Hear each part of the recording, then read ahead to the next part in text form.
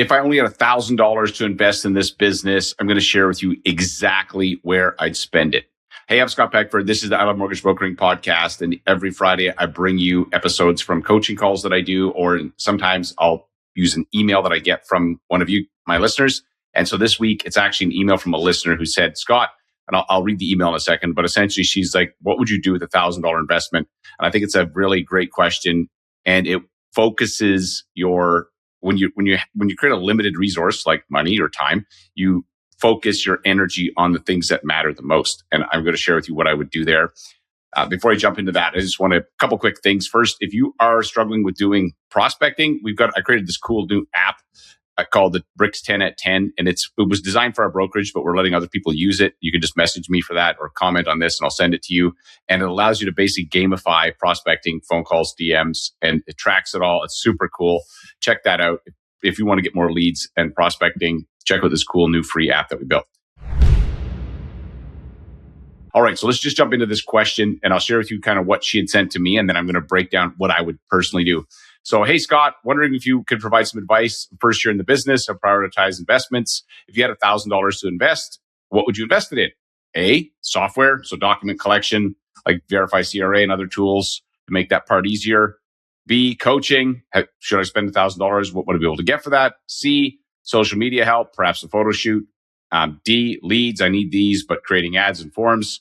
Or E, none of the above. I would do none of the above. And so I'll tell you why first, and then I'll tell you what I would do. So the reason I wouldn't do software is that when you're brand new, if this person's asking me this question and they're new, spending money on improving your process for document collection is not going to make you more money. It's a time-saving thing, but you don't need a time-saving improvement right now. You need a increase your income improvement. So that's not where I put the money. Coaching. I'm a big fan of coaching. I pay for coaching. I get coaching all the time. I think $1,000 is probably not going to buy you a lot of coaching, but you can listen to this podcast for free. And if you only have $1,000 to invest in coaching, it's probably not that much. So I'm just going to give you free coaching, and you just take your $1,000 and you're going to spend it where I'm going to share it shortly. Social media help.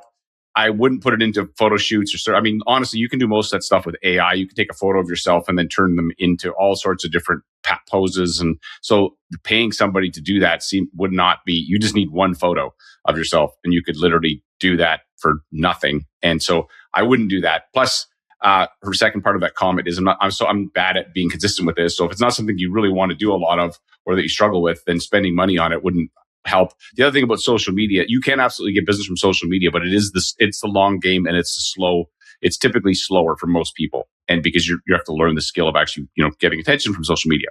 D, leads.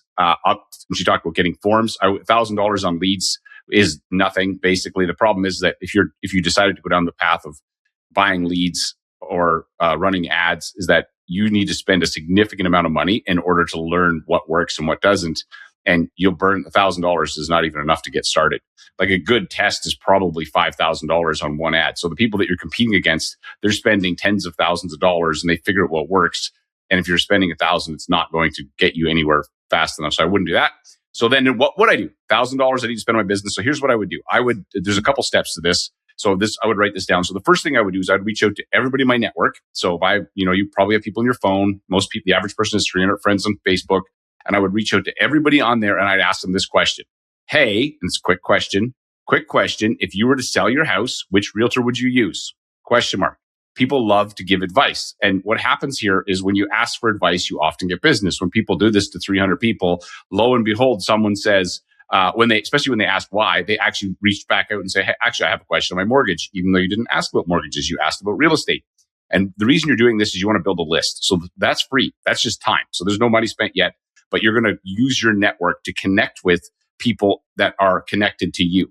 And so when you ask and they say it's Bob the Realtor, awesome. Then I'm going to ask, tell me what's great about Bob, because I want some intel. I want something that you can't find on social media. And then when I get this information from, let's say, one of my colleagues from a previous job, they tell me that Bob is great. When I'm going to reach out to Bob and say, now I've got a list of people that are connected to my network. And I'm going to show you how to leverage this a couple different ways. So they're connected to my network. And then here's what I do from there is I'll reach out to Bob and say, hey, Bob, I'd love to sit down and chat with you, show you how I can help in your business.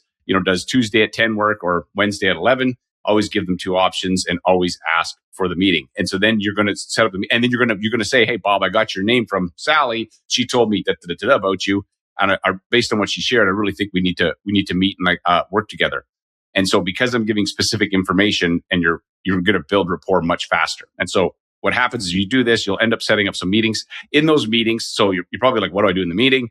Often what people do too much is they talk too much about themselves. Don't do that. I would, there's a couple of key things. One, you need to share some about yourself, of course, but you want to really just understand their business better, ask them some questions. We have a framework that we coach on about like when you get in front of someone, but high level, here's what I would do is I would want to understand their business, understand their pain points. And then I would want to make sure that I have a solution for those pain points. And that's really what sales is. So if I understand their pain points, and then I'd want to get to know them on a personal level. So here's where the money would go. If I did these meetings virtually, which you probably would do a lot of them virtually because you can do more of them. Face-to-face is fine. If you're in a smaller community, you can do face-to-face. If you're in a big city, it's going to be difficult. Plus, if somebody no-shows, you're sitting there feeling stupid. So if you did them virtually, you can still be on camera. You can get to know them, have a coffee. Before the meeting, send them a $10 Starbucks card. Hey, man, I'm looking forward to meeting.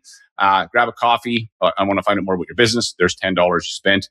At the end of that meeting, you want to also find out, before you're done the meeting, one of the things I love is this thing called an All About You form. That All About You form is like, hey, man, you know what? Based on what you share with me, I really think that we're going to enjoy working with you. I'd love to ask you some light and fun questions to get to know you better.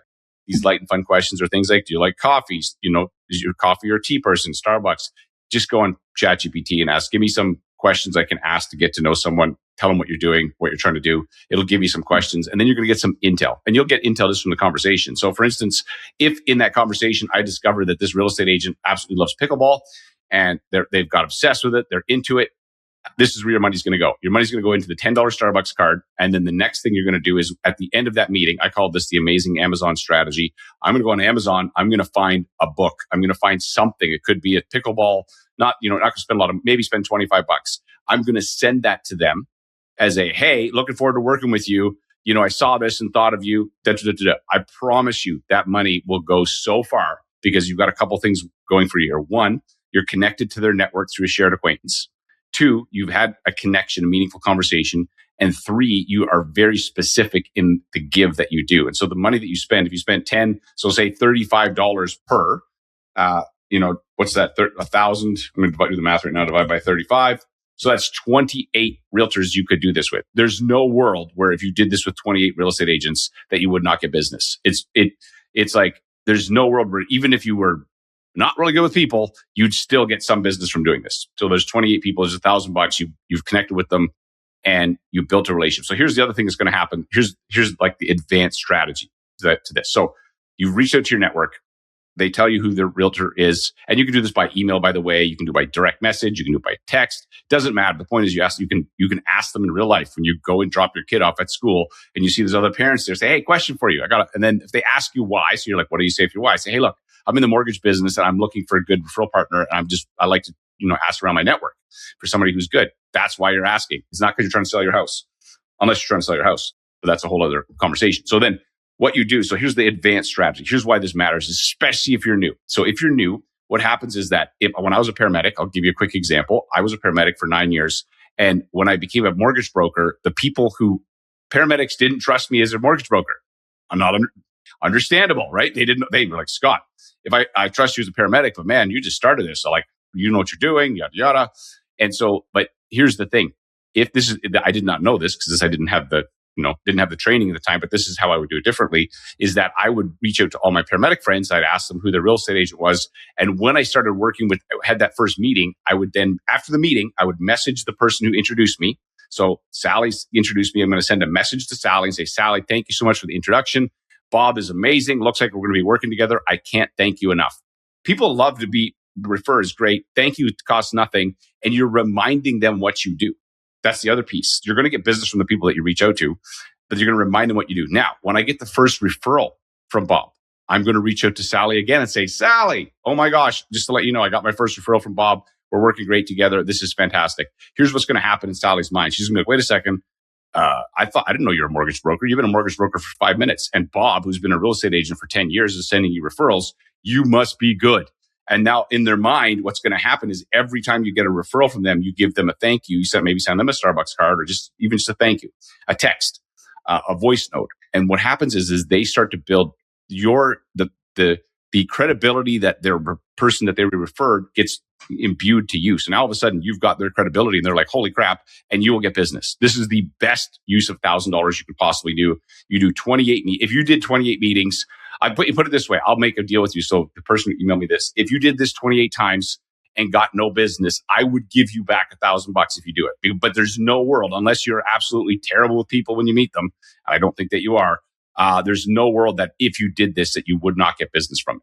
There's just it. I think it's like it is. It's not this is not 100%, but this is 99.999% effective if you do this. And then the last thing I'll say to this is that when you do these meetings, compress them. Don't drag this out over the next 2 years, because if you compress the time that you do these meetings, you'll end up getting better at them, right? So it's like you want to compress the time over 60 days, 90 days max. If you did 60 days is ideal.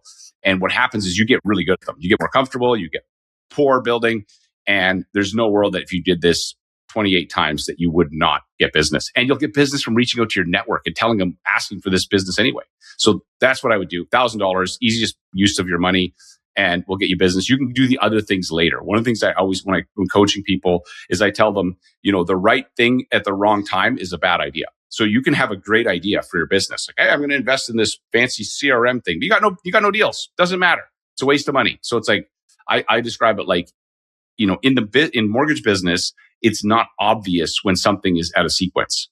But in lots of things, like you wouldn't bake a cake and be like, hey, I'm going to put icing on it and then put it in the oven. It's like you're going to burn all the icing. It's obvious that your sequencing is wrong.